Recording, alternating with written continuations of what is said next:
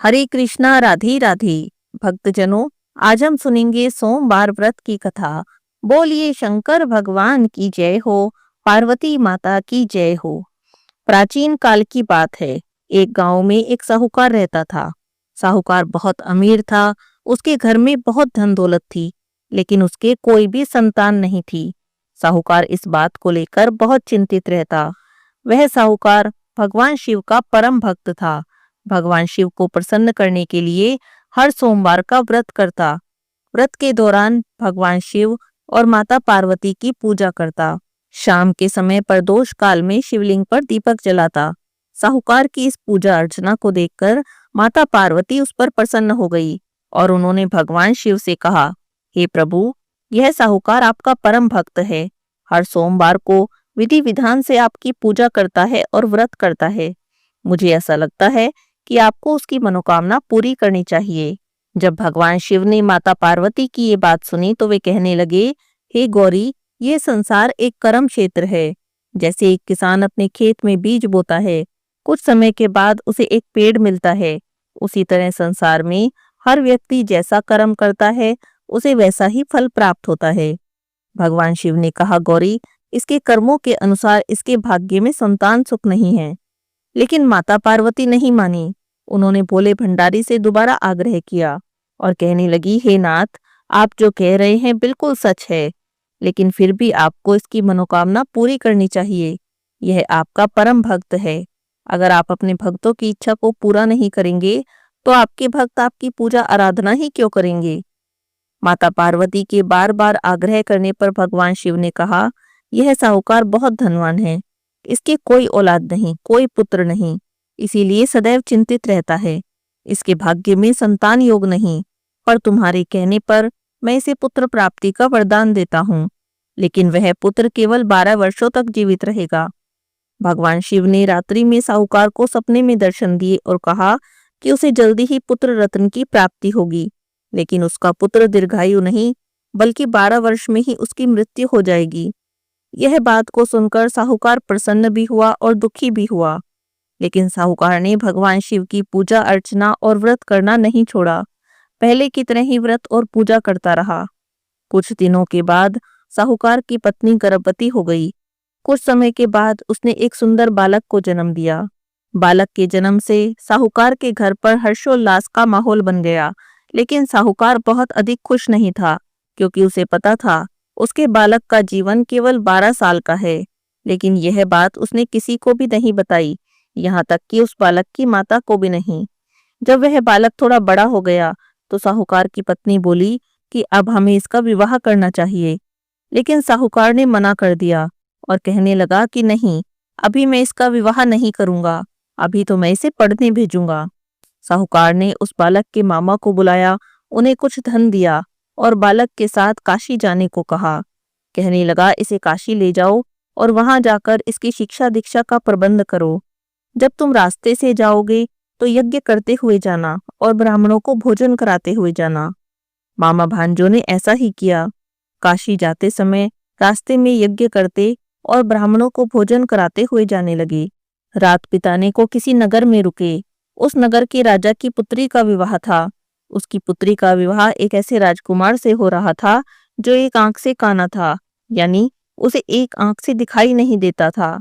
दूल्हे के पिता को इस बात की बड़ी चिंता थी कि अगर राजा को इस बात का पता चल गया कि दूल्हा काना है तो वह राजकुमारी से विवाह के लिए मना कर देगा।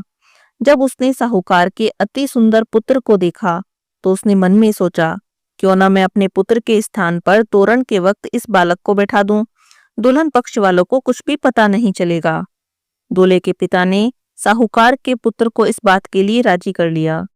साहूकार के पुत्र ने दूल्हे के कपड़े पहने और घोड़े पर चढ़कर तोरण की रस्म को पूरा कर लिया। तोरण के बाद जब फेरों की बारी आई तो दूल्हे के पिता ने सोचा, क्यों ना फेरों का काम भी इसी से करा लूं। तो उसने साहूकार के पुत्र से अनुरोध किया कि वह दुल्हन के साथ फेरे ले ले और विवाह संपन्न हो जाए तो यह बात किसी को न बताए। यह बात सुनकर तो मामा राजी हो गया, लेकिन साहूकार के बेटे को यह बात अच्छी नहीं लगी। उसे लगा कि ये तो राजकुमारी के साथ धोखा हो गया। जब उसका विवाह हो गया तो उसने राजकुमारी की चुनरी पर लिख दिया कि तुम्हारी शादी मुझसे हुई है, लेकिन जिसके साथ तुम्हें विदा करेंगे वह एक आंख से काना है। मैं तो काशी पढ़ने जा रहा हूँ। जब राजकुमारी ने अपने कपड़ों पर ऐसा लिखा पढ़ा तो उसने राजकुमार के साथ जाने से मना कर दिया और अपने पिता से कहने लगी, यह मेरा पति नहीं, मेरा पति तो शिक्षा ग्रहण करने काशी गया है। यह बात पूरे नगर में फैल गई तो मजबूरी में दूल्हे के पिता को सारी बात बतानी पड़ी। इधर दुल्हन के पिता ने अपनी बेटी को भेजने से मना कर दिया। मामा भांजे दोनों काशी पहुंच गए। वहां पर जाकर बालक तो शिक्षा ग्रहण करने लगा और मामा ने यज्ञ करना शुरू कर दिया। इस तरह से कुछ दिन बीत गए। साहूकार का बेटा 12 साल का हो गया। जिस दिन उसका जन्मदिन था तो अपने मामा से कहने लगा, मामा जी, मेरी तबीयत तो कुछ ठीक नहीं, मुझे तो बहुत नींद आ रही है। तो मामा ने कहा, जाओ तुम अंदर जाकर सो जाओ। साहूकार का बेटा अंदर सोने चला गया और वहीं पर उसकी मृत्यु हो गई। कुछ देर के बाद मामा ने जब अंदर जाकर देखा कि उसका भांजा तो मरा पड़ा है, वह बहुत दुखी हुआ। पर उस दिन उसने यज्ञ रचा रखा था। उसने सोचा कि अगर मैंने अभी रोना पीटना शुरू कर दिया तो मेरा यज्ञ बीच में ही रह जाएगा, यज्ञ अधूरा रह जाएगा। इसीलिए मामा ने किसी से कुछ भी नहीं कहा। वापस आकर यज्ञ पूरा किया, ब्राह्मणों को भोजन कराया और उसके बाद मामा अपने मरे भांजे को देखकर जोर जोर से रोने लगा। उसी मार्ग से भगवान शिव और माता पार्वती जा रहे थे। माता पार्वती ने किसी के रोने की आवाज सुनी तो भगवान शिव से बोली, देखिए प्रभु, कोई मनुष्य रो रहा है, बड़ा ही दुखी लग रहा है और आप तो सबके दुखों को दूर करते हैं, इसके दुख को भी दूर करें। तब माता पार्वती मामा के पास गई। उन्होंने मरे हुए बालक को देखा तो हैरान हो गई, क्योंकि वो तो भगवान शिव के आशीर्वाद से वही साहूकार का पुत्र था। माता पार्वती कहने लगी, हे भोलेनाथ, ये तो वही साहूकार का बेटा है। माता पार्वती को उस बालक को देखकर दया आ गई। भगवान शिव से प्रार्थना करने लगी।